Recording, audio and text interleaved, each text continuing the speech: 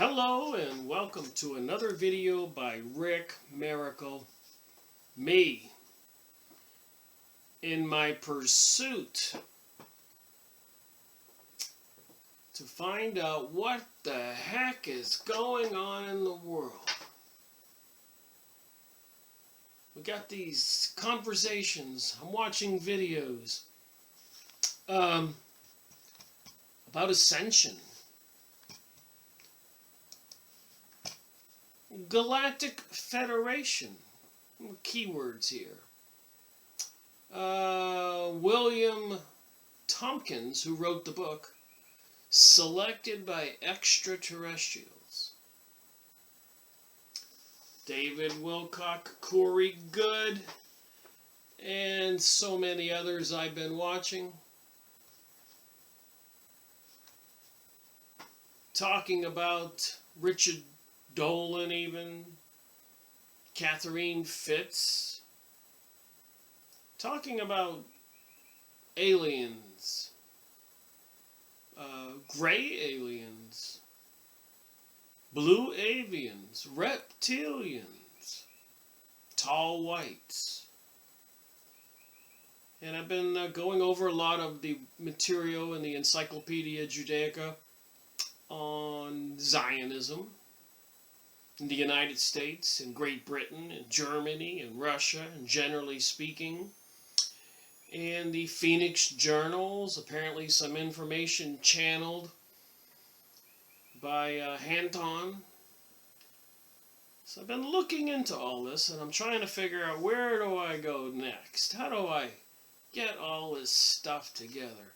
Why, in the information on Zionism, in the Encyclopedia Judaica, which, by the way, I was perusing, looking through the Encyclopedia Judaica on some other issues, and I ran across the Australia essays, or whatever you call it, that's in the encyclopedia under the heading of Australia. Not Australia, Austria. I always say those wrong. And then I ran across the one on Germany. So in the Encyclopedia Judaica, you look up Germany. Man, what horrific stuff was going on between the Germans and the Jews. It's just non-stop. So I'm scratching my head and I'm saying, why, wherever they went, was there this problem where they just couldn't get along? And of course, we, the people of the rest of the world, we just want to get along. We don't want some crazy man to move into our neighborhood next door and start screaming and firing off the shotgun in the sky at night and lighting bonfires on his front yard and just causing a lot of havoc. We just want to get along all over the world. And there's other people, like we went over in the material on Zionism in Russia. The Jews wanted autonomy. They wanted to govern themselves, rule themselves. So everywhere, I mean, I got stacked this thick of these Encyclopedia Judaicas, and it's non-stop. I could see some of the problems, and I'm just trying to figure out why. What is it that makes some of these people, and not all, because there is a battle in the Jewish camp, the ones who God-fearing, believing, Ten Commandment type people, and the ones who are into something else called the Kabbalah. So I thought I'd look into it, try to make some sense, especially when I go with this David Wilcock, Corey Good, and all these other websites talking about galactic federations, UFO, aliens, coming to save us, and the destruction of the Cabal. Who is the Cabal? Isn't the Cabal the Illuminati? Aren't they the Jewish banksters? Into the occult? Into the Kabbalah? Into symbolism we see everywhere. The eye, the devil sign, the 3 6s. So I thought I'd go check out a couple of my sources. And I went back to the Encyclopedia of the Occult, Lewis Spence. I have a feeling I'll be going back to this book for a while because I've got some very interesting things to talk about. But before I begin, let's just have a conversation. Let me just read some of this stuff. But I suppose before I read, I'll just show you a couple pictures.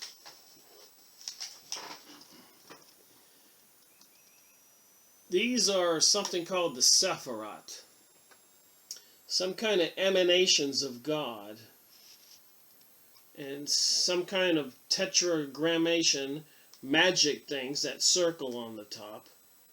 Notice the upside down pyramid and the pyramid pointing up and the letters inside of it. And then of course you have another Sephiroth. You can read what it says. So it says, the magical head of Zohar. Magical head. Looks a little freaky to me. The pentacle of Kabbalistic letters. So that would be like a pentagram, some kind of magic circle, magic amulet. And then, of course, the general plan of the Kabbalistic doctrine. The diagram below illustrates the doctrine of emanations. So apparently what they think all of reality is, all around me, everybody else, we're all emanations from God.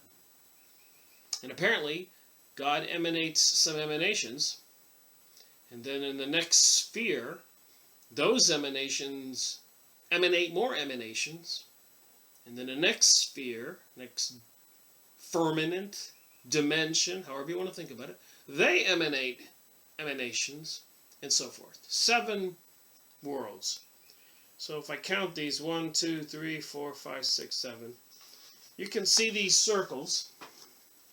7 circles in the top one, circles on this one, circles there. So some kind of description of God from emanations. I know, it takes a little bit of reading and a whole lot of time to let this stuff settle in the brain and kind of make sense of it. So I decided to look up Kabbalah. This is going to be series 115 part 2. The Encyclopedia of the Occult by Lewis Spence, and associated materials that I read. So remember when we read about the Zionism in the last 4 or 5 videos or more from the Encyclopedia Judaica and the material in the Phoenix Journal? It's obvious there is this issue of Zionism, something they want to bring about. And apparently it's the new age and the new world order. So I think it's kind of important. I mean, they used World War I, World War II, 9/11, and they pretty much destroyed tons of property in the Middle East, overthrown the nations. A lot of people were killed. I wouldn't say murdered, because it was an intentional kill. And there are other peoples that are still alive that they don't want there. They're being shipped into the United States and Europe and other places around the world, I'm sure. So all this is happening. Meanwhile, a lot of people are saying, have a little patience. The Kabbalah is being destroyed. The Galactic Federation. The aliens are here to save us, but they have to get rid of the aliens who are here to destroy us. Got some kind of spider being in one of these videos that apparently went over there in the North Africa, appeared through some portals, killed a couple 100,000 people in 2.5 days, and then ate them. Talk about bizarre. So I don't like bizarre. I like to figure things out. So I looked up K, and the first word here I thought I would mention, because it's very short and it was kind of interesting, was Ka. Ka. The Egyptian conception of one of the 7 parts of man.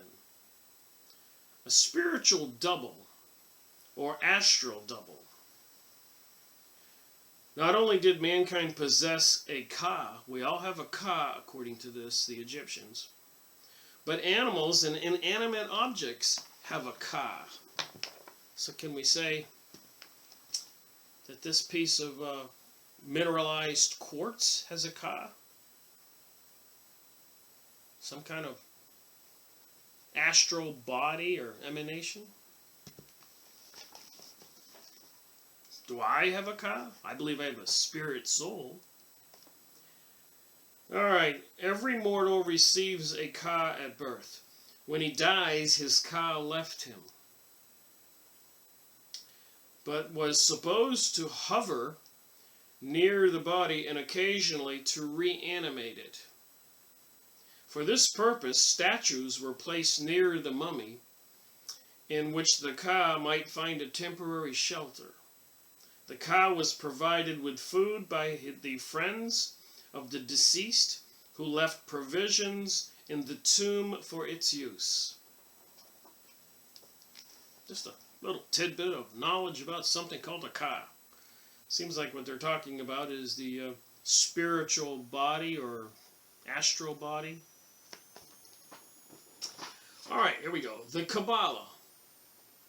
Page 240 in this book. You probably can go online. I'm not trying to do an audio book. I'm going to read some of this stuff and talk about it.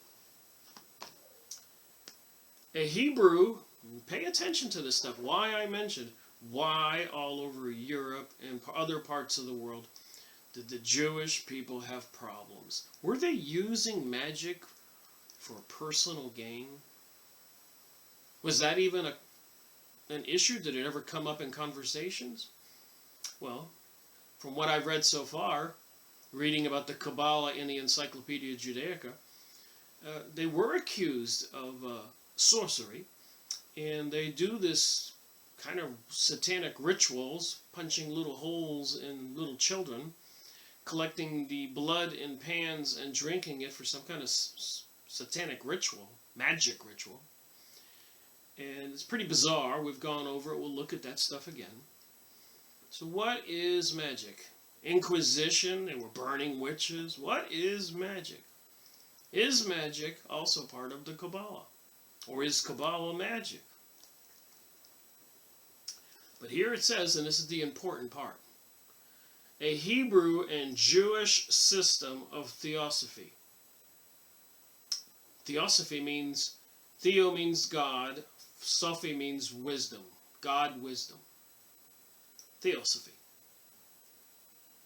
The word signifies doctrines received from tradition. In ancient Hebrew literature, the name was used to denote the entire body of religious writings. So the wisdom about God. That's interesting. All right.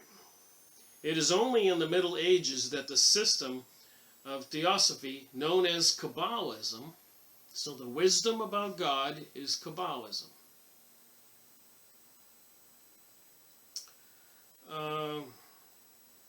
Was designated by that name.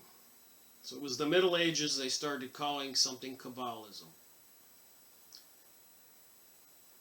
We will first consider the Kabbalah as a literary production before proceeding to examine it in the light of the Handbook of Hebrew Occultism. Occult means secret, so we call it secretism.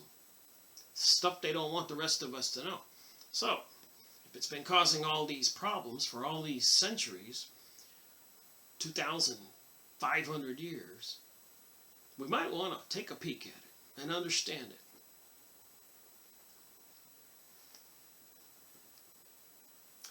The main sources which went to the making of the Kabbalah are the Sefer Yetzirah, or the Book of Creation, which is a combination of medieval mysticism and science. So I think science is magic, and magic is science. The only difference is magic, people don't know how it works.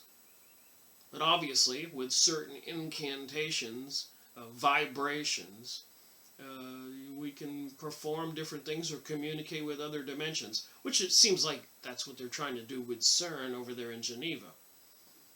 Geneva is in Switzerland, also on the French border. Interestingly enough, the long-time homeland of the Illuminati, and apparently the origin of the Frankenstein myths. So there's something a little suspicious about that whole area. And apparently when they turned on the CERN one of the times, outside the building, up in the sky, a big vortex opened up, like a tornado, and you could hear the air rushing in or rushing out. You could hear it, the air moving really fast, like a vacuum cleaner. Strange. That's why I talk about this stuff. I'm trying to figure out this strange stuff. Alright. The date and origin of this work has been a matter of great argument, but it is perhaps safest to say that it seems to be earlier than the 9th century AD. So I suspect it goes way past Jesus' birth, not 900 AD.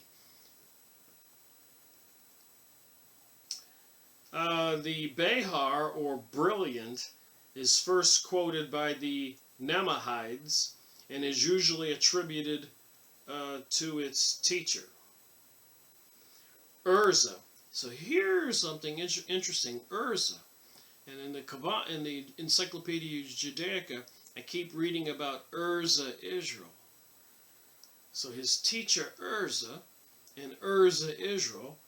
So can we attribute the current Israel, when they call in the Encyclopedia Judaica Urza Israel, can we connect it with the Kabbalah? And there are other religious books, the Talmud, the Zohar.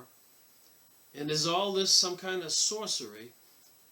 And apparently, according to Professor Higger in the Jewish Utopia, they have plans to control the world. They believe they were the divine ones, and the rest of us are meant to serve them. It's in the books. I didn't write that stuff. Protocols of Zion, and so much more. I just noticed things, and it says Urza here, first teacher. It owes much to the Sefer Yazara, and to a great extent foreshadows the Zohar. It's another one of those Jewish religious books, kind of a Kabbalistic book, which is a commentary on the Pentateuch. I'm saying that wrong. Including 11 dissertations of that book, the most important of which are the Book of Secrets. Guess I better get my hands on the Book of Secrets. The Secret of Secrets, well, that's even better, the Secret of Secrets, and the Mysteries of the Pentateuch, and the Hidden Interpretation. It pertains to the authorship of the Simon ben Yohai in the 2nd century, and it is alleged that he drew his sources from traditional dialogues between God and Adam in paradise. So he got his information from God and Adam in paradise. It is further stated that it was discovered in a cavern in Galilee, where it had been hidden for 1,000 years. It has been proved almost beyond doubt, however, that it was written in the 13th century, so 13 years, 1,300 years after Jesus' birth. And the capture of Jerusalem by the Crusaders is alluded to. It is also believed that Moses de Leon, who died in 35, who circulated and sold the Zohar, was himself its author. At the same time, there is no doubt that it enshrines a large number of very ancient and important Hebrew traditions. The matter contained in the Kabbalah deals with the nature of God. The Sephiroth, or the divine emanations of angels and men. Remember that, angels and men. They mention that in these materials that I go over a lot, angels. So I think the creatures, entities we're talking about, the Galactic Federation and all those beings apparently are some kind of angels or beings mentioned in the Bible. Watchers, Nephilim.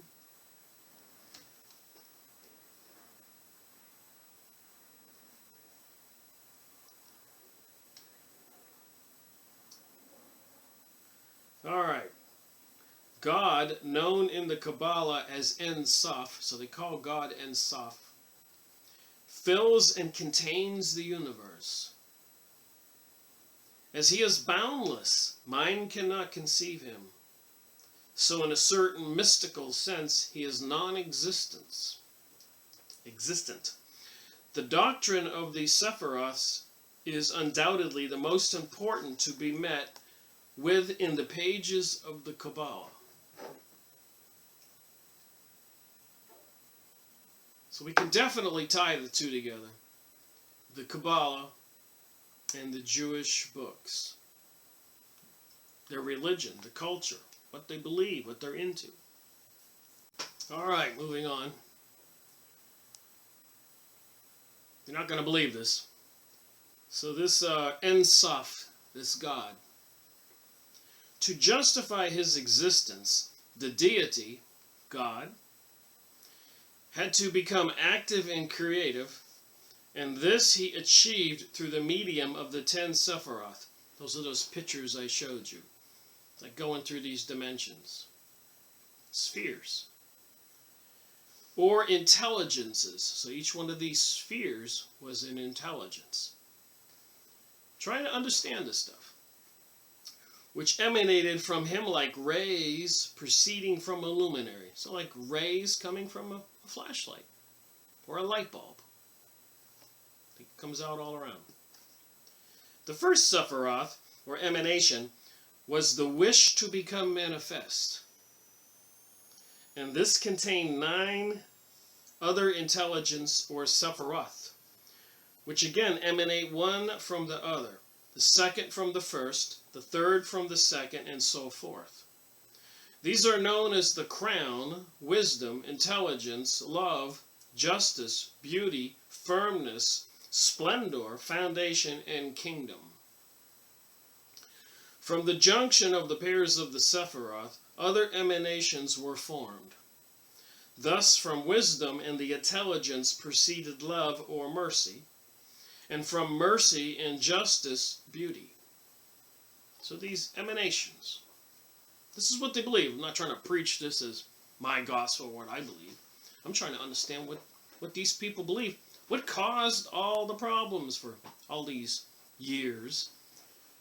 Wherever. I read the Encyclopedia Judaica about the Jews in St. Louis, Missouri. Also interesting and controversial. What's going on? The Sephiroth are also symbolic of primordial man and of the heavenly man, on which earthly man is the shadow. So we're the shadow of primordial man, the ancient man, and the heavenly man, so we're the shadow, according to this.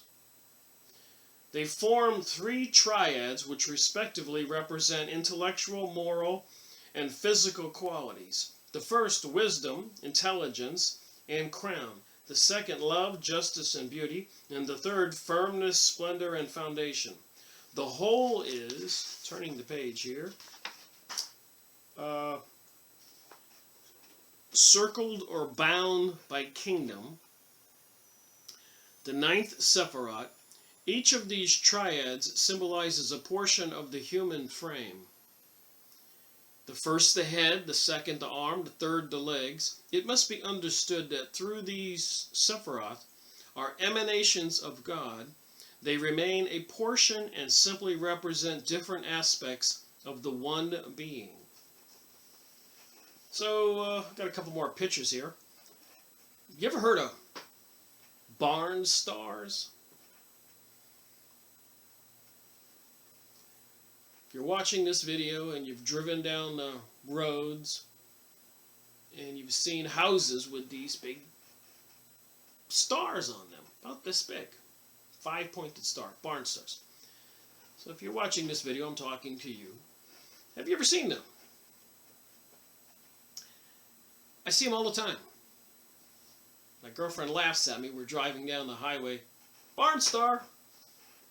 Barn star! The symbols are everywhere. So I'm looking at this book and I'm saying, barn star. So these are some pictures here. The pentagram of the absolute. So those barn stars that you see all across the country, I don't know about the rest of the world, but the United States, they got this star that looks like what I'm going to show you. And it says pentagram of the absolute. So the absolute would be some divine being. And apparently in witchcraft, they draw a pentagram on the ground and put a circle around it, get inside the circle before they can do their magic. While they're doing their magic, they can't leave the circle. Something disastrous would happen. But apparently during that magical ritual, satanic beings or something can pop out of existence and come into the circle. It's important. So the other picture is the 7 planets and their genie. So you know what a genie is. Over there in the Middle East, the Arabs, we call it a ghost or an angel or demon, but apparently they have something called a genie. And then they got diagram of astronomical and alphabetical tablet of Bebo. Some more magical symbols. So anyways, here's the barn star.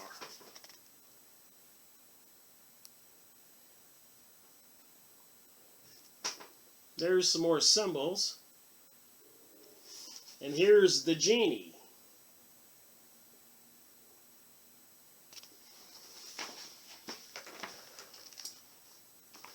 So now when I drive down the road and I see a barn star, I'll say, pentagram of the absolute. So I guess people are identifying their houses as such. Would this be some kind of witchcraft? Like here, you know, a lot of the people into the gay agenda have the rainbow flags out front, or little stickers on their windows of their cars. And here we have this barn star looking thing, and it has that kind of shape where the stars come out, like that shape there. So back to the Kabbalah, learning a little bit as we go. Kabbalistic cosmology possessed 4 different worlds. So cosmology is this guy.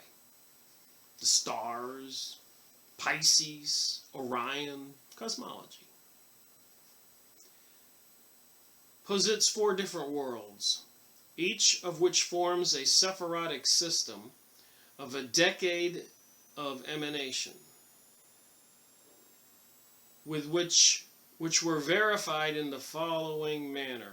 The world of emanation, or of heavenly man, a direct emanation from the Ein Sof, this being. And from it produced the world of creation, or the Bratic world of pure nature, but yet not so spiritual at first. The angel Metatron, go look up Metatron on Yahoo image search. Quite interesting. The angel Metatron inhabits it and constitutes the world of pure spirit. He governs the visible world and guides the revolution of the planets. And from this is formed the world of formation, or the Yezeratic world, the world of formation. I'm just saying, this is their theology, their wisdom about God.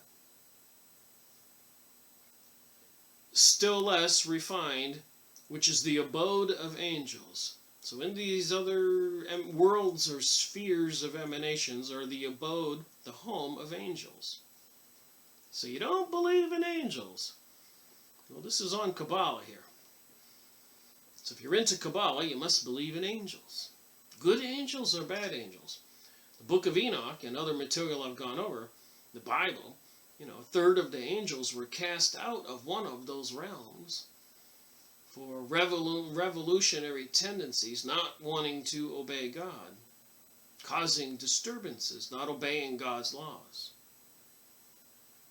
Just me saying that from my reading and my analysis of the situation we're in these days, where people don't know what to believe. So I go through these pages with a fine-tooth comb and try to figure it out and share it. Finally, from these emanates the world of action or matter, the dwelling of evil spirits. It says evil spirits here, page 241, which contains 10 hells. It says 10 hells here, H-E-L-L-S. Each becoming lower until the depths of diabolical degradation is reached. So I guess that would be the worst hell. The prince of this region is Samuel, the evil spirit. So according to my previous reading and remembrance in my brain, in the Rosicrucian material, God put Samuel on earth, and to give him a mate, he created Eve. Samuel had mated with Eve and had a son named Cain. Then Samuel wanted to go to the divine world, was bored with earth. He abandoned Eve and his half-human and half-divine son Cain. So God, in his compassion, didn't want Eve to be alone, so he created Adam. This is in the Rosicrucian material. This is not what I believe. This is what that book teaches. And then they had a son called Abel. And so as the two were growing up, Cain, the first son, whose father Samuel, the divine being, left, was jealous or whatever of Abel. So Cain slew Abel, the story we know in the Bible. And then Adam and Eve had a second son named Seth. So the human people are either from the lineage of Cain, according to some of the stuff I've read, or the lineage of Seth. So anyway, Samuel, the evil spirit, the serpent of Genesis. So now they're calling this being a serpent. So did this Samuel, divine being, come back after Adam and Eve were together and tempt Eve with the apple? Just theorizing as I'm reading. So the serpent of Genesis is this Samuel and this evil spirit, otherwise called the beast. We all know about the beast, 666. But the universe was incomplete without the creation of man, the heavenly Adam, that was the 10th Sephiroth, created by earthly Adam, each member of whose body corresponds to a part of the visible universe. The human form, we are told, is shaped after the 4 letters which constitute the Jewish tetragrammaton, the secret name of God, J-H-A-V-A. It sounds like it's Jehovah. It's 5 letters. You can write it down, J-H-A-V-A. A big J, a little H-A-V-A. Thus the letters J-H-A-V-A. The souls of the human race pre-exist in the world of emanations and are all destined to inhabit human bodies. So we were emanations of God. We were souls before we got stuck in these human bodies, which I believe is an opportunity and a gift. Like the Sephiroth from which it emanates, every soul has the 10 potencies consisting of a trinity of triads.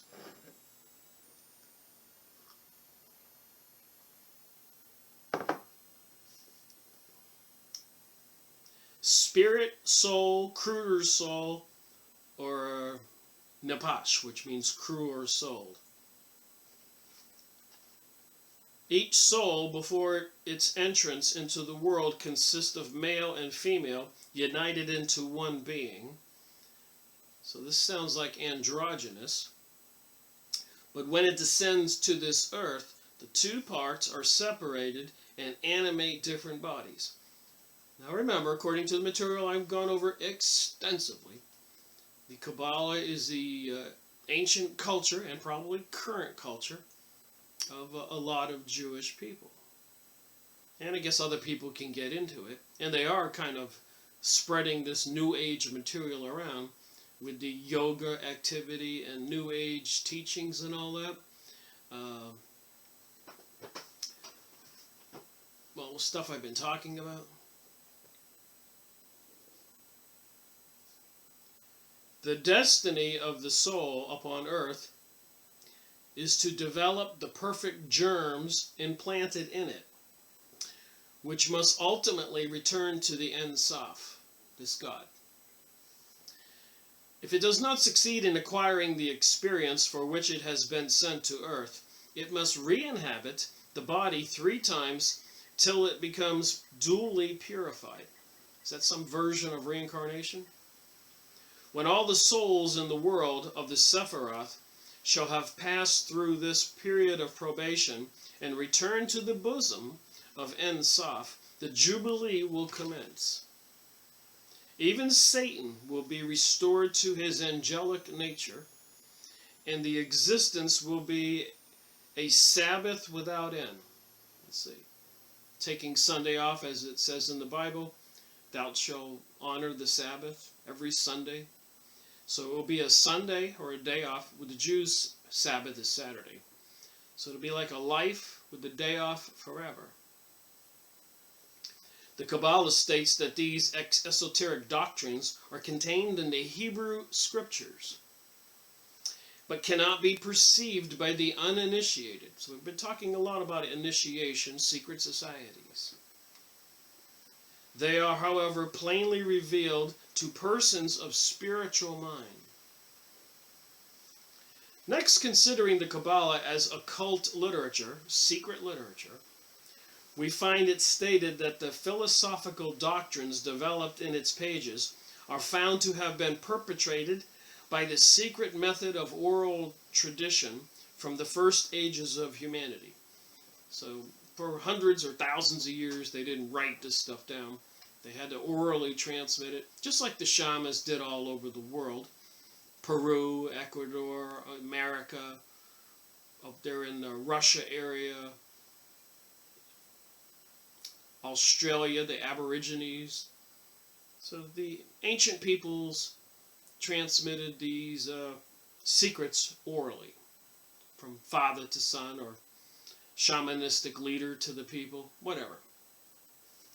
The Kabbalah, says Dr. Ginsburg, when explaining the story of its birth, was first taught by God himself to a select company of angels who formed the Theosophitical school in paradise. Now remember, Helena Blavatsky started the Theosophitical Society, and also started a publishing company called Lucifer Publishing Company. And now it's called Lucas Publishing Company. They decided it might be wise to change the name. Lucifer Publishing Company, Theosophitical Society. After the fall, the angels most graciously communicated these heavenly doctrines to the disobedient child of earth. So after the fall, when the serpent gave the apple to Adam and Eve, and God ejected them out of the Garden of Eden, put a couple of cherubim, those beings with wings, at the entrance of the Garden of Eden, so they couldn't come back and eat of the tree of life and live forever.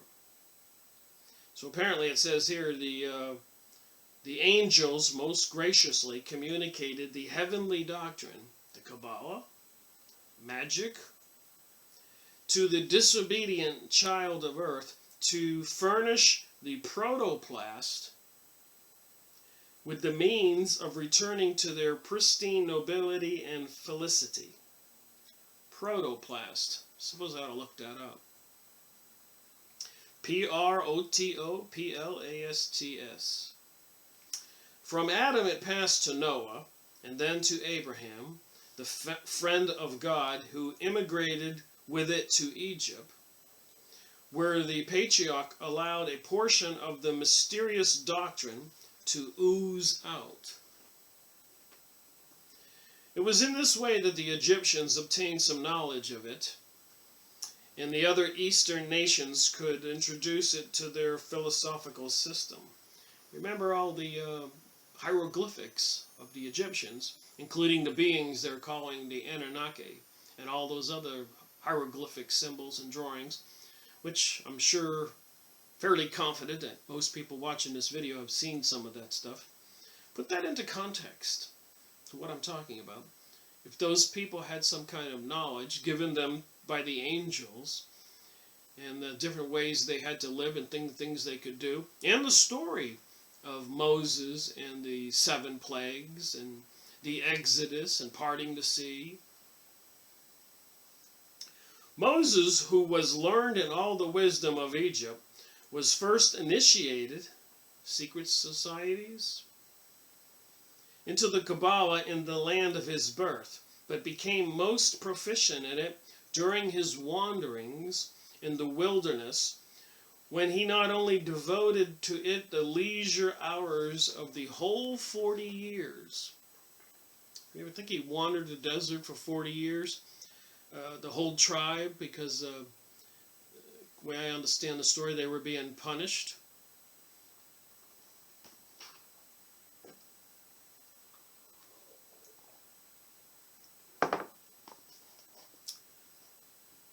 But received lessons in it from one of the angels.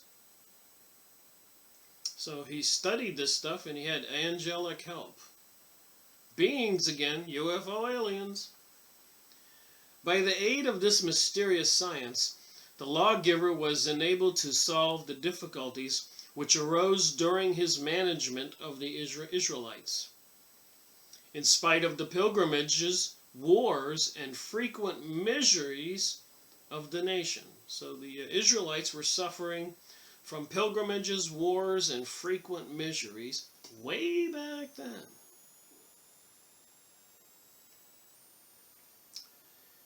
He covertly laid down the principles of this secret doctrine in the first 4 books of the Pentateuch. I'm saying that wrong. I apologize.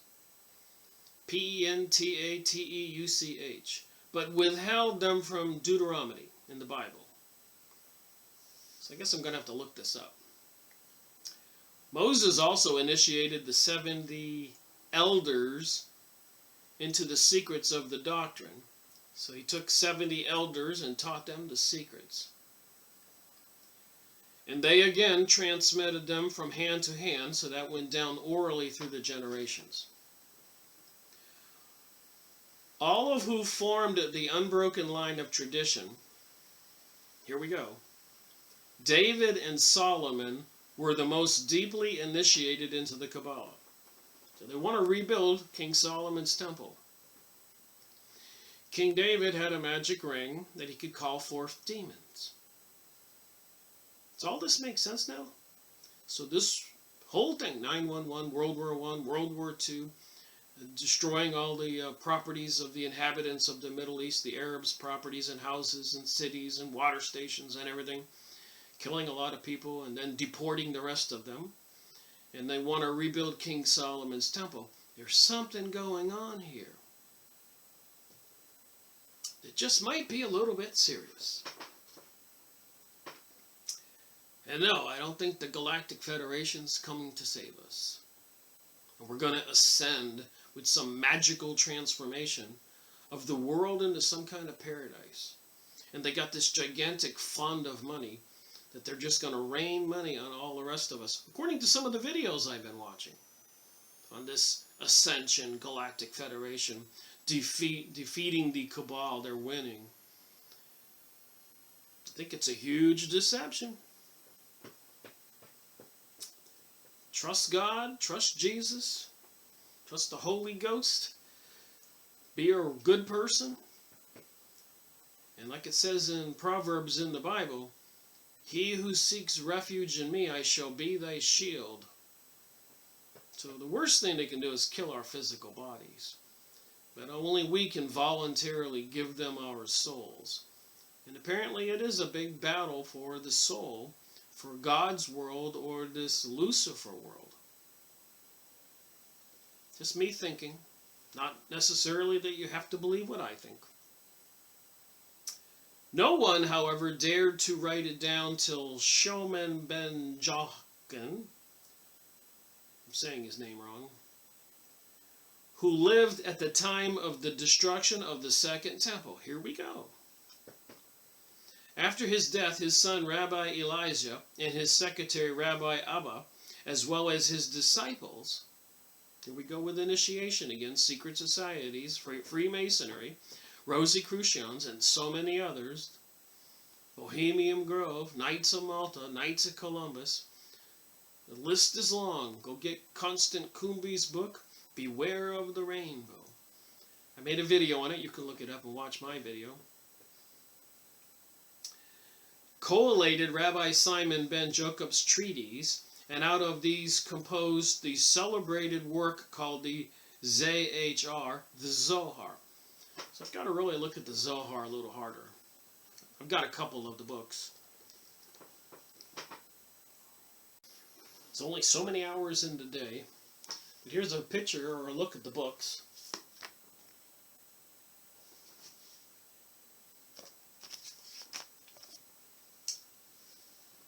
Mystic Tales from the Zohar. That should be interesting. The Essential Zohar.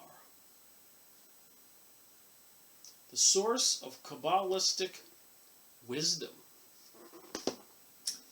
And the Zohar, apparently it's a whole encyclopedia set. This is number 20, and this is you. And here's what it looks like inside. It's in English and in Hebrew, apparently.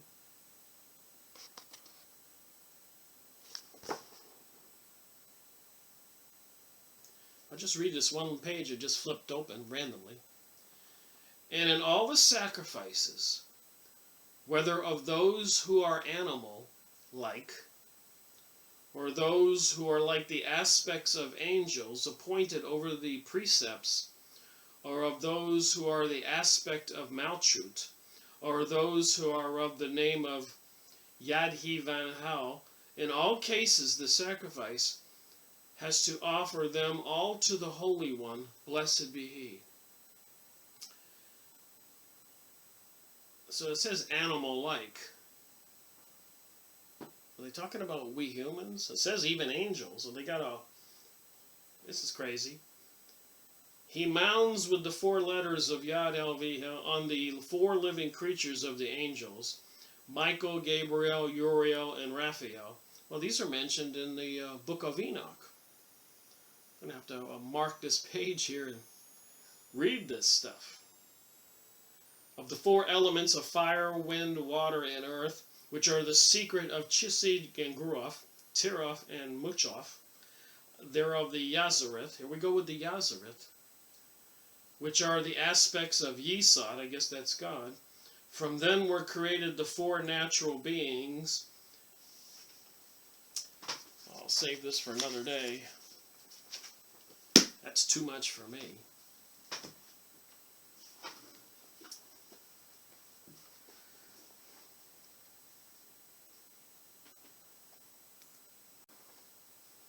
Forgot where I left off with this book.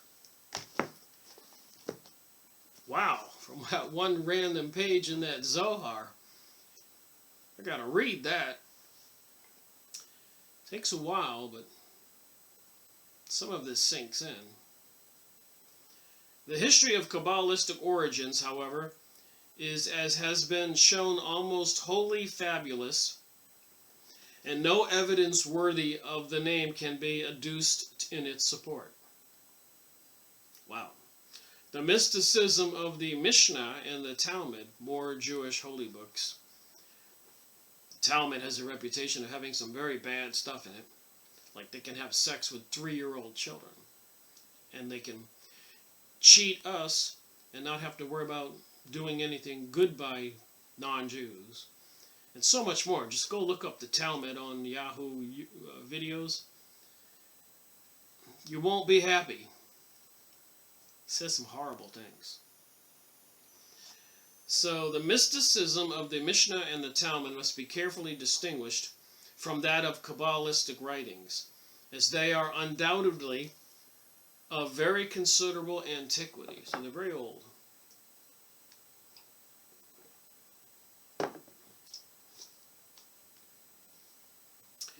But the Kabbalah has certain claims upon the modern student of mysticism.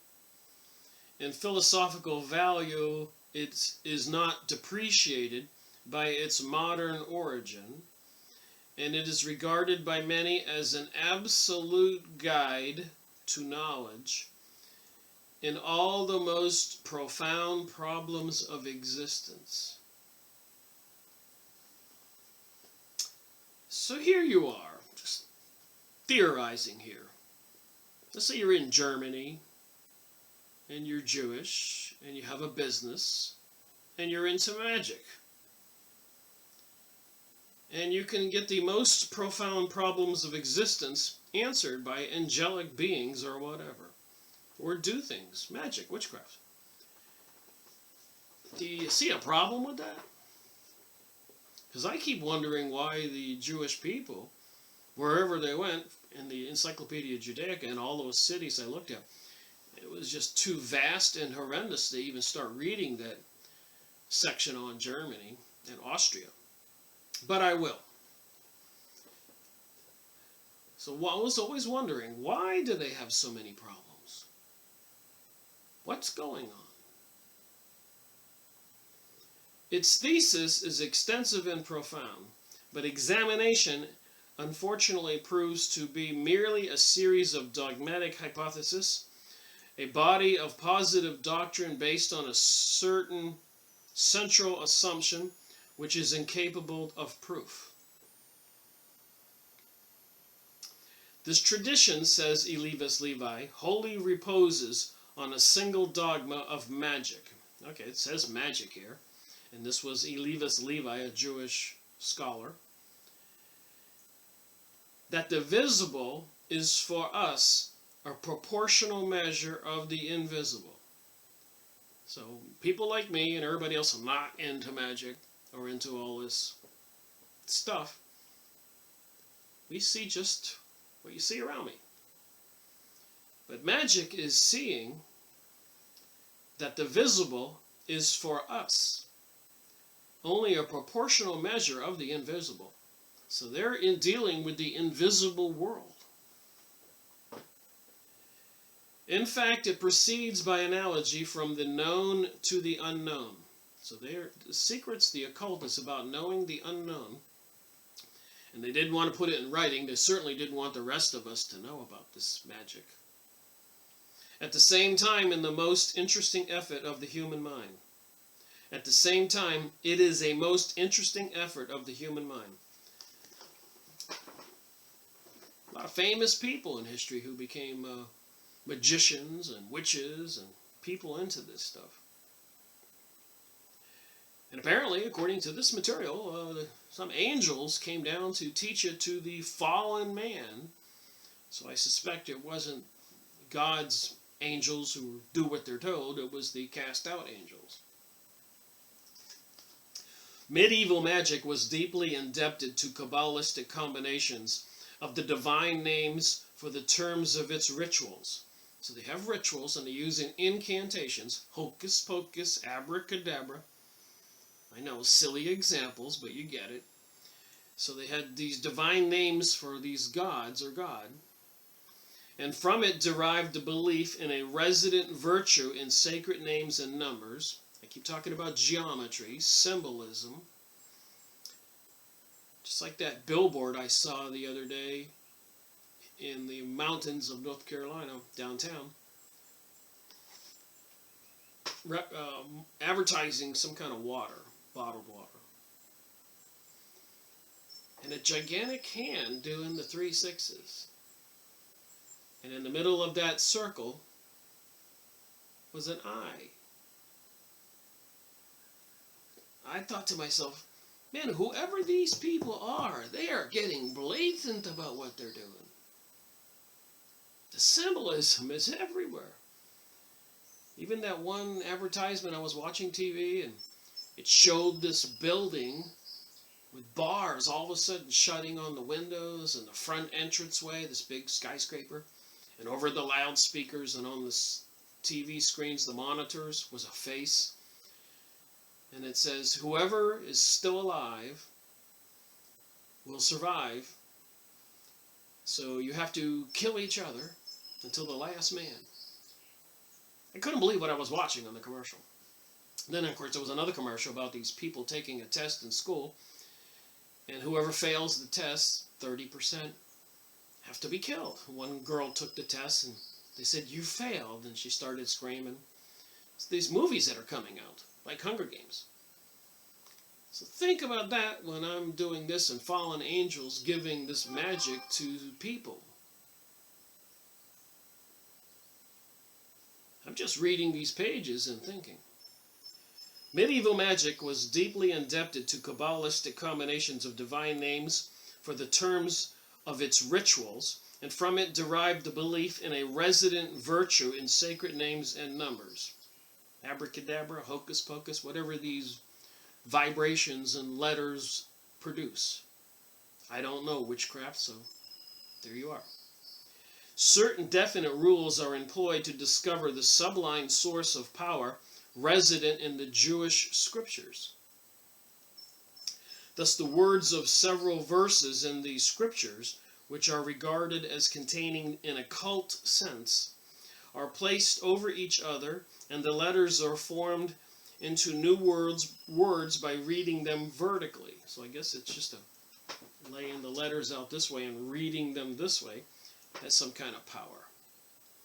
Or the words of a text are arranged in squares in such a manner that they are worded vertically and otherwise. So they put the letters in a square and they can read them across, they can read them backwards, they can read them down, they can read them this way, they can read them that way.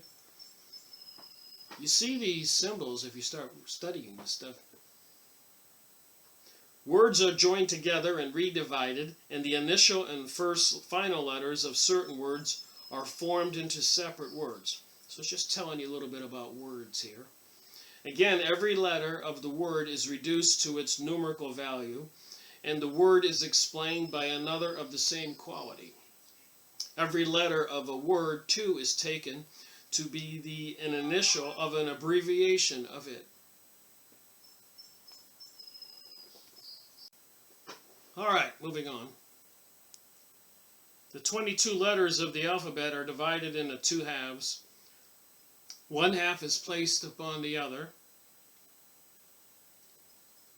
And the two letters which thus become associated are interchanged. Thus A becomes L, B becomes M, and so on. So they take the 22 letters of the alphabet, 1 through 11, and start over. And then apparently there's some kind of interchanging between A and L and B and M and C. This cipher alphabet is called an album, A-L-B-M, from the first interchanged pairs. The commutation of the 22 letters is effected by the last letter of the alphabet taking the place of the first.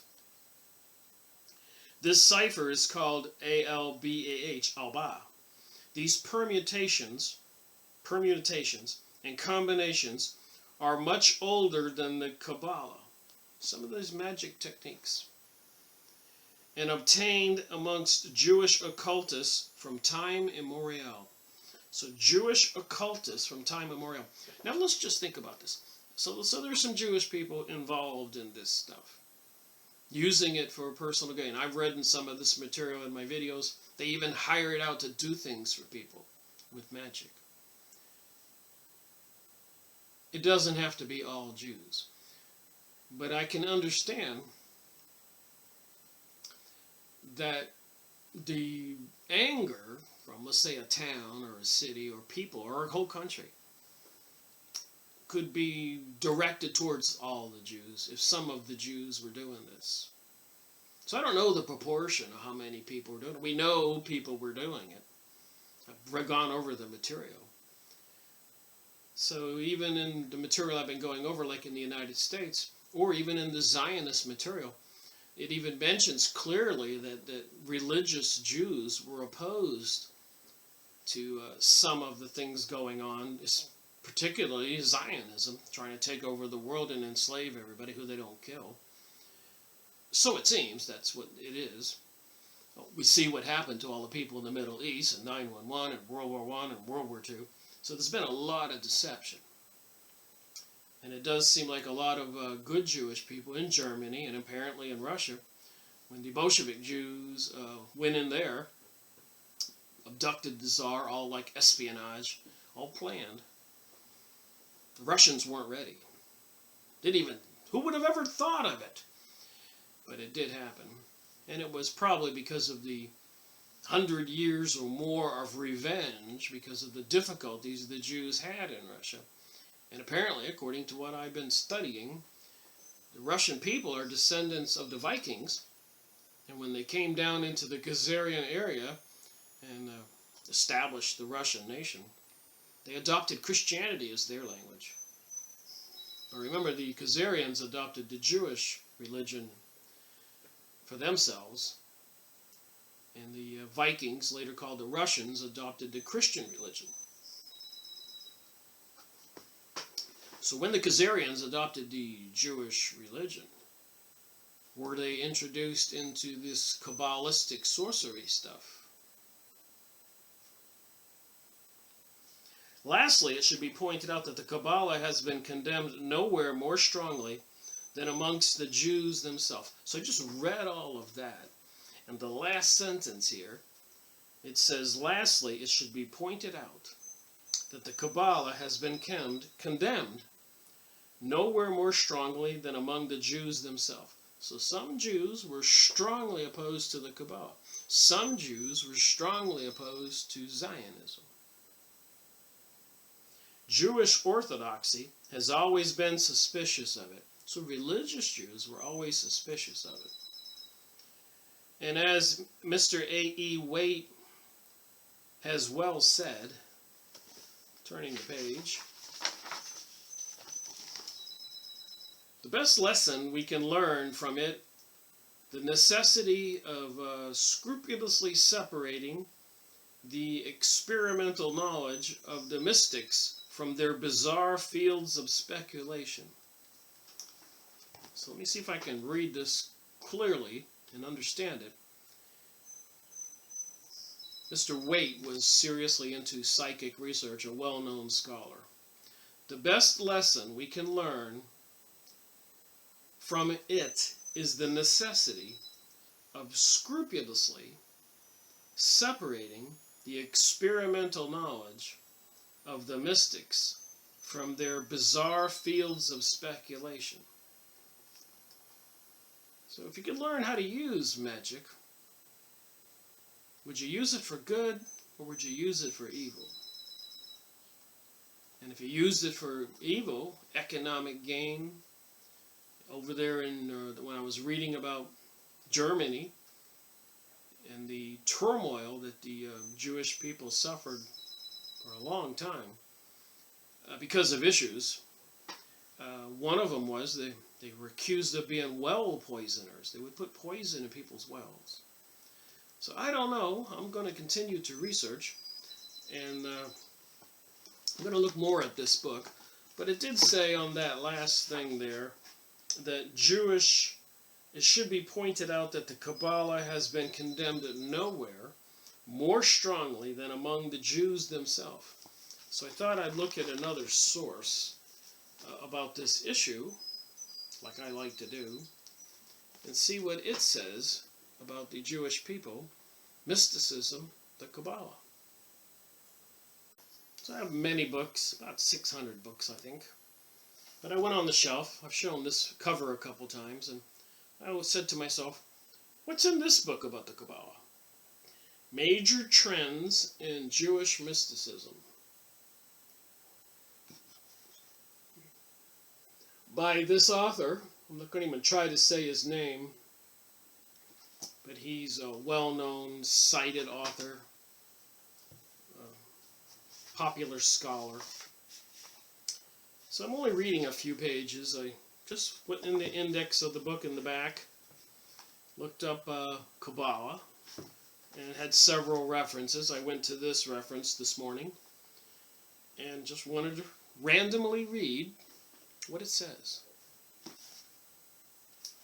So this is page 123. I start out here on the bottom. And I don't have a lot to read. So 2 pages there and 1 page. So 3 pages. So let's just see if we can put a little bit more information up here. What's going on with the Kabbalah? Apparently a very Jewish thing, and not all Jews. Would this be part of the reason for some of the turmoil wherever they went? Now that they want to rebuild and they're building, they've already laid the foundation stone for the 3rd King Solomon's temple, who had magic abilities, calling forth demons, according to the Bible. That's kind of important, and they want to rebuild this King Solomon temple, and apparently repopulate the entire Middle East and reestablish their kingdom. I'm just thinking, and I'm observing what has happened.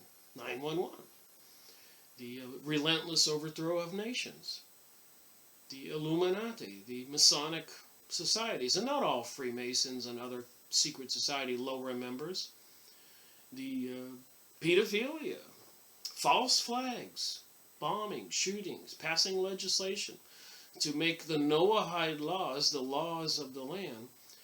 And if they say believing in Jesus, that they declare is a false Messiah, then you're worshiping an idol. And apparently the Noahide laws passed in 1990, go look them up, don't believe me, H.R. Resolution 104, Noahide laws. But apparently, it's on the books now, 1990, signed by the President of the U.S., that they can behead people. And apparently, if you go on YouTube videos, the government's ordered 30,000 guillotines. There just seems like there's something coming, like a freight train. A bad day in the world. And I watch Corey Goode and David Wilcox and all these other people talking about ascension and the Galactic Federation's here to save us. I scratch my head, I'm a little skeptical. So I'm reading this stuff.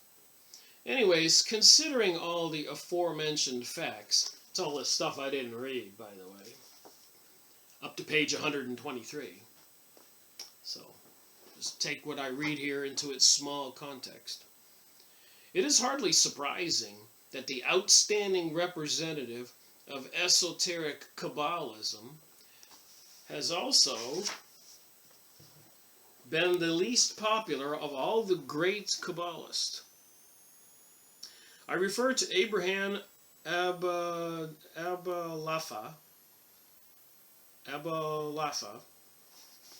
You can figure out how to say this name, where my finger is.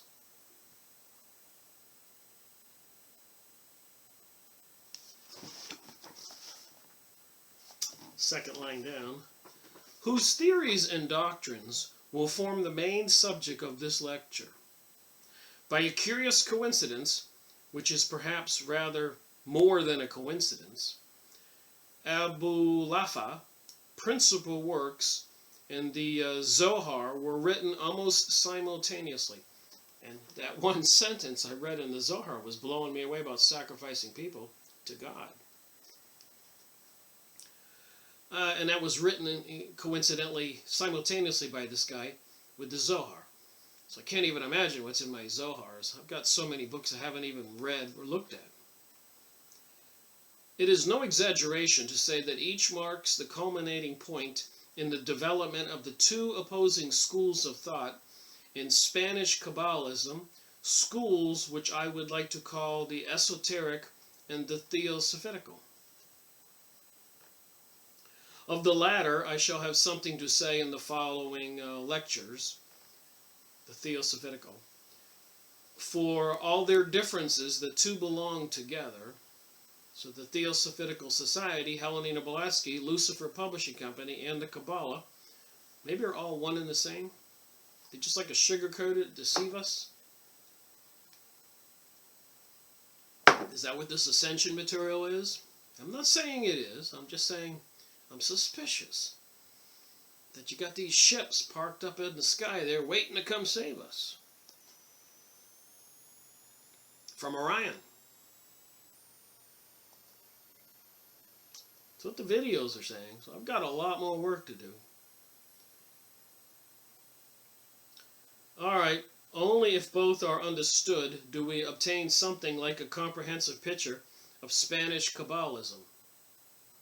Unfortunately, not one of Abul-Lafa's numerous and often voluminous treatises has been published by the Kabbalists, while the Zohar runs into 70 or 80 editions. Not until Jelnek, one of a small band of 19th century Jewish scholars, who probed deeper into the problem of Jewish mysticism. That's what it says here.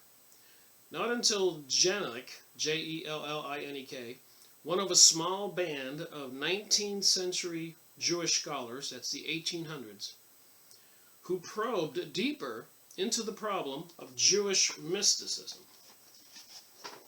That's where my finger is. You can read it.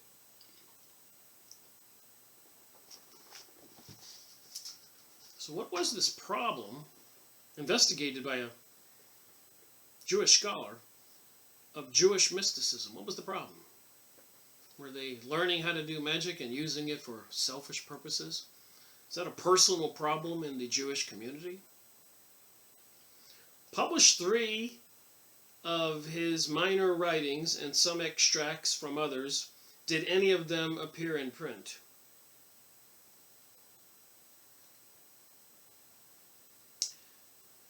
This is all the more remarkable as Abul-Lafa was a very prolific writer who on one occasion refers to himself as the author of 26 Kabbalistic and 22 prophetic works.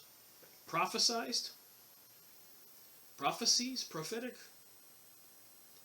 Of the former, many still exist. I know of more than 20, and it is a fact that a few among them enjoy a great reputation among the Kabbalists to this day. So they're into the Kabbalah today.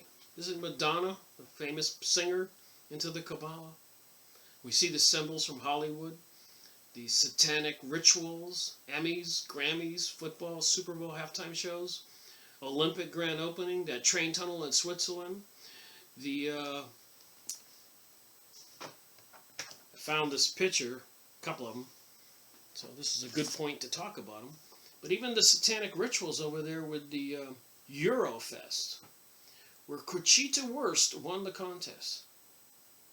The symbolism is here. It's plain as day. Whatever plain as whatever means.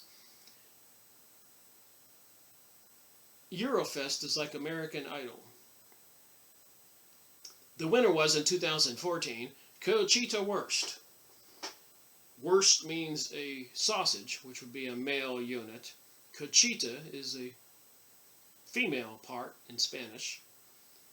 Conchita Wurst. Remember, we're talking about androgynous beings in the creation in the Encyclopedia of the Occult. And this Conchita Wurst, with the name like that, won the 2014 Eurovision, like the American Idol program, with the head like Jesus and a silky dress. It gets more interesting.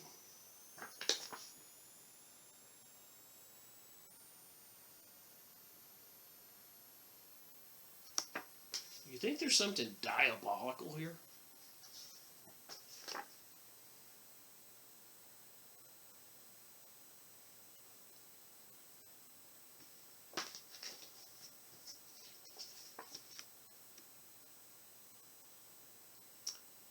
Look at the heart with the cross in the middle.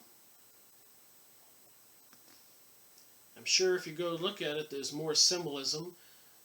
Eurovision, that's almost like Zion on the end. Euro Zion. Copenhagen 2014 song contest. Here's some new age looking colors and stuff like that. You think it was a Kabbalistic ritual? We've been reading about that.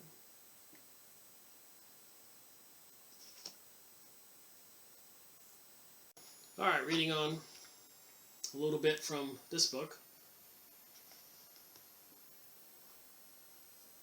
While some of the more orthodox Kabbalists, such as Rabbi Judah Hyatt, about 1500 AD, attacked Abulaffa with vehemence and warned their readers against his books.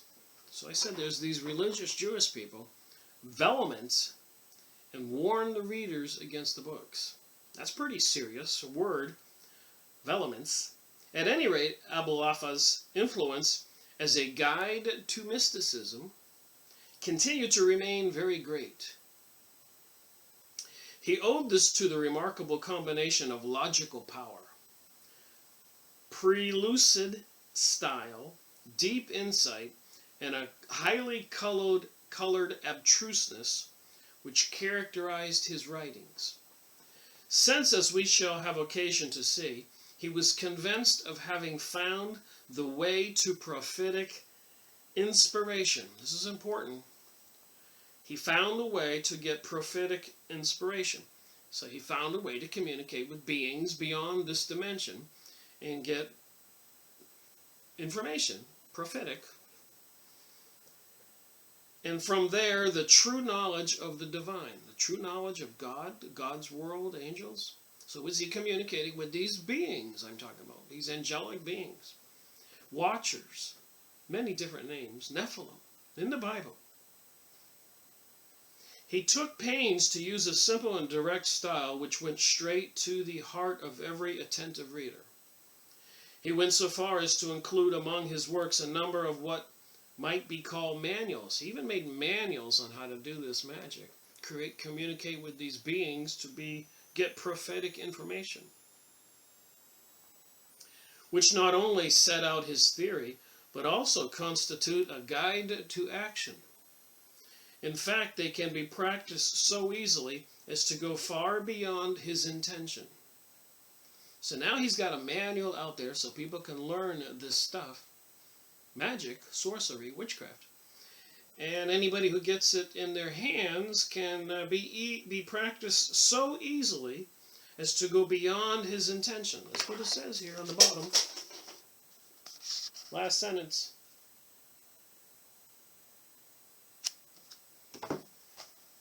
Wow.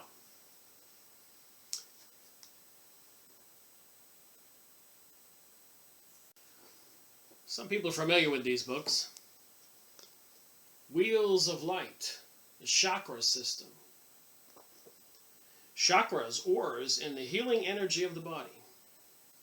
So I'm not going to deny that there's probably not some beneficial uses to being able to heal. But I'm also not going to deny there's some weird stuff going on.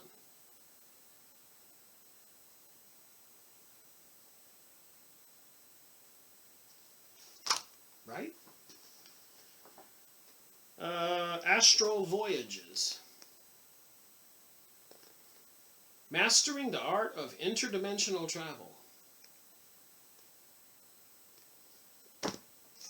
So if people can do interdimensional travel, if the government's into remote viewing, having people leave their body in a trance, and spying on the enemy, even taking over people's bodies, you think that's a good thing? Can we trust the governments? Look who did 9/11, World War I, World War II. Can we trust the people who are creating these wars and having everybody murder each other? Can we? Dark Secrets of the New Age. Tex Mars. A lot of books out there trying to warn people about this stuff. Confronting the New Age.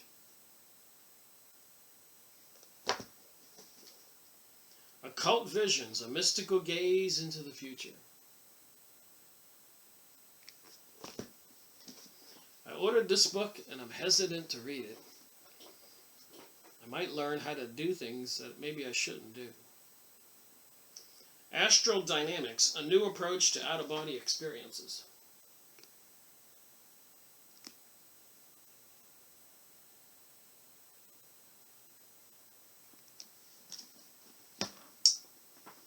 What do you think? I should read it?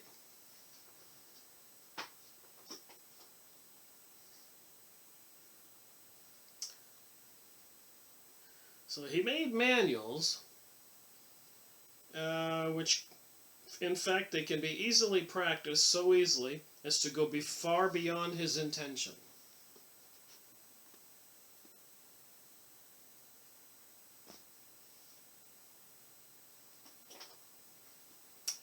The point is, although Al-Bufa himself never thought of going beyond the pale of rabbinic jewelry, so this guy who wrote these manuals himself never thought about using it for evil. His teachings can be put into effect by practically everyone who tries. That probably is also one of the reasons why the Kabbalistics refrain from publishing them. Well, somebody's publishing the books. Very likely they feared that once this technique of meditation, which has a very broad appeal, became publicly known, its use would no longer be restricted to the elect, them. So they're using magic to support themselves, to gain wealth and control. Hypnotize people, mesmerize people, kill people, control people. Certainly the success of Al-Bufalafa's writing made the ever-present danger of a clash between the mystical revelation and that of Mount Sinai seem more real than ever. So when Moses went up to Mount Sinai, got the 10 Commandments, the 2 tablets. That was kind of a magical event, interfacing with God. Then he went down the mountain, and he found all the Jews down there had collected all the gold amongst themselves, created a golden calf, and were having a drunken orgy, some kind of satanic ritual. He smashed the tablets and had to go back up to the mountain for 40 days to get 2 more. He had to punish the Jews. It's in the Bible. We'll read it. Thus, the whole school of practical mysticism, which Abu-Lafa himself called prophetic Kabbalism, continued to lead an underground life. So that's why an underground life, going underground, i.e. secret societies, mysticism schools, initiation. By withholding his writings from the public, the Kabbalistic undoubtedly sought to eliminate the danger, it's in this book here, that people might go in for esoteric adventures without due preparation and lay dangerous claims to visionary powers. So like I keep saying, with these ascension videos I've been watching, with all these people saying they're talking to the Galactic Federation, and somebody telling them how grand our future is going to be, and there are these big trust accounts with money they're going to rain on us and destroy the cabal and make life on earth some kind of heavenly Garden of Eden. Everything's going to be fixed. We're all not going to have to work. Every day is going to be Sunday or Saturday. You don't have to do anything but go enjoy. A little skeptical. Generally speaking, lay mystics, self-taught and untutored by Rabbianism, have always been a potential source of heretical thought. You think? Heretical thought. That would be going against religious teaching. Witchcraft. Jewish mysticism tried to meet this danger by stipulating in principle that entry into the domain of mystical thought and practice should be reserved for Rabbinic scholars. Well, these are the people who want to be the aristocrats of the world and rule us because they think that they've done everything, created everything, have a higher intellect, and the rest of us are animals. Goy, Goyim, Gentile, non-Jews. So I'm sure a lot of Jews are fighting this. I've got the books, I've talked about them. They know what's up. In actual fact, however, there has been no lack of Kabbalists who either had no learning whatsoever or who lacked the proper Rabbinic training. So people were learning the Kabbalah who weren't religious people or trained religious. So would you watching this video, if you could just use magic and abracadabra, hocus pocus, and give yourself a bunch of wealth, or mesmerize a beautiful girl, or whatever, control people, become the leader, would you do it? And statistically speaking, I've noticed that reading some of these books, in particular, this one, which I got to make a video on, by way of deception, an Israeli intelligence officer coming out, even him training with a bunch of other Israeli intelligence officers. The things they were doing, and the things that he thought were crude and rude and nasty and wrong, because they were spies, even impressed their wives or girlfriends. And the spy office, when the wife would call and say, "Is my husband there?" And they go, "He's on a mission." So they would cover for each other while they're out there chasing women 24/7. Or getting into activities so they could get a bunch of money. So my point is, you take 10 people in a room, it seems to me more than 50% of them would have a propensity to do something evil. So 5 out of 10? Is it 6 out of 10? Is it 7 out of 10? Is it 8 out of 10? I personally think it's 7 or 8 out of 10 that would do the evil, and only 1 or 2 would say no to those things. I've had my own business 20-something years, and I've seen it. I've been the 1 or 2 many times. That doesn't mean I'm perfect or any kind of saint, but I've seen what other people have done. I've seen what other people asked me to do, and I said no.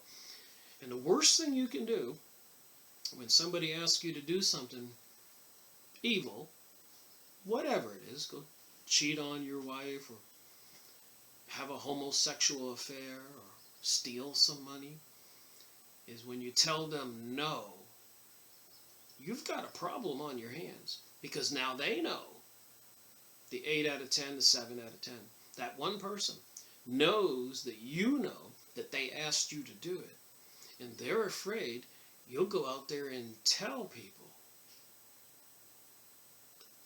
You can get yourself an arch enemy. And I've had people ask me to do things in business that were wrong. Lawyers type people. And I said no. And believe me, I had no idea what an arch enemy is. In fact, however, there is no lack of Kabbalists who either had no learning whatsoever or who lacked the proper Rabbinic training. So I'm just saying, a lot of people out there would take this knowledge and go with it. And apparently they have. Our whole world is run amok with these people. Thus enabled to look at Judaism from a fresh angle, these men frequently produced highly important and interesting ideas, and so they grew up side by side with scholarly Kabbalah of the rabbis, another line of prophetic and visionary mystics. So there's a lot of people out there you can go watch on the internet doing videos and talking to different entities, like Hanton of the Phoenix Journals. I've looked into that. We're going to go over that. I do know the videos I've made so far on the Mossad connection. As if you watched my videos, you know I've done my homework. I bought the Spotlight newspaper, the magazine. I looked everything up. So if he was some kind of channeled information from some other side, it seems like it was honest information. So it creates a bit of confusion up in your mind here. Who to believe and should we not believe? Edgar Casey doing all his channeling over the years. Jesus in the Bible seeing the future, saying what was going to happen, healing people, multiplying bread and water, turning water into wine, and so much more.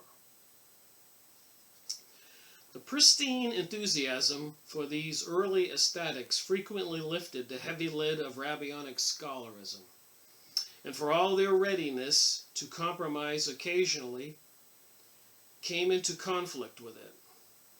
It is also worth pointing out that during the classical period of Kabbalism, i.e. up to 1300 AD, as distinct from later periods, its representatives were, as a rule, not men whom their contemporaries regarded as outstanding rabbis. So it says right here, there were a lot of people into the Kabbalah who were not good men. Probably not people you'd want to have the knowledge of magic into. Great Kabbalists who also contributed to strictly Rabbinic literature, men like Moses Nemahides or Solomon ben Ardit, were rare. So people who were into the Kabbalah, this magic stuff, were rare, the good ones. Yet the Kabbalists were, in a great majority, men of Rabbinic education.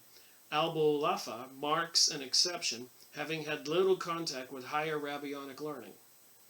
All the more extensive, however, was his knowledge of contemporary philosophy, and his writings, especially those of systematic character, showed him to have been, by the standards of his age, a highly erudite man. So apparently he was a good guy. Just a little bit more here, just sharing some more information about this Kabbalah stuff. If it's the culture of the Jewish people, which it says in the Encyclopedia Judaica, I did go back and look it up, and I've actually got it on my right down below here. We'll look at that before I end this video. About Abul-Lafa's life and his person, we are informed almost exclusively from his writings. Abraham ben Salam Abul-Lafa was born in Saragossa in 1240 and spent his youth in Tudela, wherever that is in the world, in the province of Navarre. His father taught him the Bible when the with its commentaries, as well as grammar, and some Mishnah and Talmud, Jewish religious books. When he was 18 years old, he lost his father. 2 years later, he left Spain and went to the Near East in order, as he writes, to discover the legendary stream of Sambation,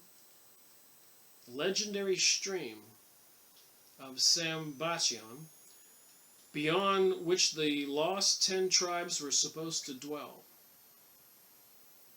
Warlike disturbances in Syria, so here we have Syria in this documentation, and Palestine soon drove him back from Acre, that would be over there in Israel, Palestine formerly, to Europe, where he spent about 10 years in Greece and Italy. So this is the guy who wrote the manuals that anybody can get and study and use Kabbalistic knowledge. During these years of travel, he steeped himself in philosophy and conceived for Maimonides an admiration that proved lifelong. So he really admired this guy Maimonides and his material. For him, there was no antithesis between mysticism and the doctrines of Maimonides. He rather considered his own mystical theory as the final step forward from the Guide of the Perplexed. I don't know if I have the Guide of the Perplexed, or if I tried to find it, in which he wrote a curious mystical commentary. This affinity of the mystic, so his attraction to mysticism, with the great rationalist has its astounding parallel. as the most recent research has shown, in the relationship of the great Christian mystic Meister Eckhart to Manuelitis, by whom he seems to be much more influenced than was any scholastic before him. So he really wanted to find out what this Manuelitis taught. While the great scholastics such as Thomas Aquinas and Albertus Magnus, I got these books by these guys, although having learned and indeed accepted much from him, nonetheless frequently oppose him, the rabbi is, as Joseph Koch has ascertained, for the great Christian mystic, a literary authority, to whom Augustine is at best is superior. In the same way, Abulaffa tries to connect his theories with those of Manuelitis. According to him, only the guide and the book of creation together represent the true theory of Kabbalism. So I just read just 3 pages. Further reinforce the fact that, one, this Kabbalistic thing exists, this mysticism, this witchcraft, this sorcery, which obviously can be used for good. And you even see here we have some occult visions, things they can do, a mystical gaze into the future. Astral dynamics, anybody can go by this thick book. Maybe learn how to remote view. Confronting the New Age, how to resist this new movement they're trying to press us with. Apparently part of the prophecy, this Luciferic thing. Dark secrets of the New Age. Tex Mars. Whoops.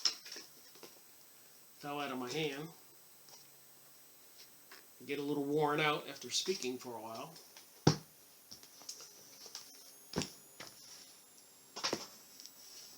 Crazy? Do you think? Alright, I'm just going to recap on something. This is the Encyclopedia Judaica. And on 105 Part 3, I did the 105 Part 2, 105 Part 3. Anyways, this is the Sephiroth, apparently some kind of tree or chart that shows the emanations of God from the top down. There's the circle with the different dimensions. Here would be human level, and up to the top would be God. So I'm saying, it's in the Encyclopedia Judaica. A couple of things it says here that I highlighted, so I'm just going to read randomly what I highlighted. The general tendency is apparent from an early date, page 493. Its purpose having been to broaden the dimensions of the Torah, so they were using Kabbalah material, and transfer it from the law of the people of Israel into the inner secret of the law of the universe. The Kabbalists were the main symbolists of Rabbinic Jewry. So we have all these symbols like that 3-6 thing I saw with the eye for the bottled water commercial, and so much more. A lot of people have seen the symbols. At least one of the mystical groups called itself Yoderai Makabah, those who dissent from the chariot. Just making a short point. I made videos on all this stuff already. 105 series. I think there's 7 of them or 6. Page 497. Esoteric knowledge in these books touch not only upon the revelation of the end of time and its awesome terrors, but also upon the structure of the hidden world and its inhabitants, heaven, the Garden of Eden, Gehenna, angels, and evil spirits, and the faith of the souls in this hidden world. Above this are revelations concerning the throne of glory and its occupant, which should apparently be identified with the wonderful secrets of God mentioned in the Dead Sea Scrolls. So I do have the Dead Sea Scrolls. We'll be looking at that again. There's that little piece of information.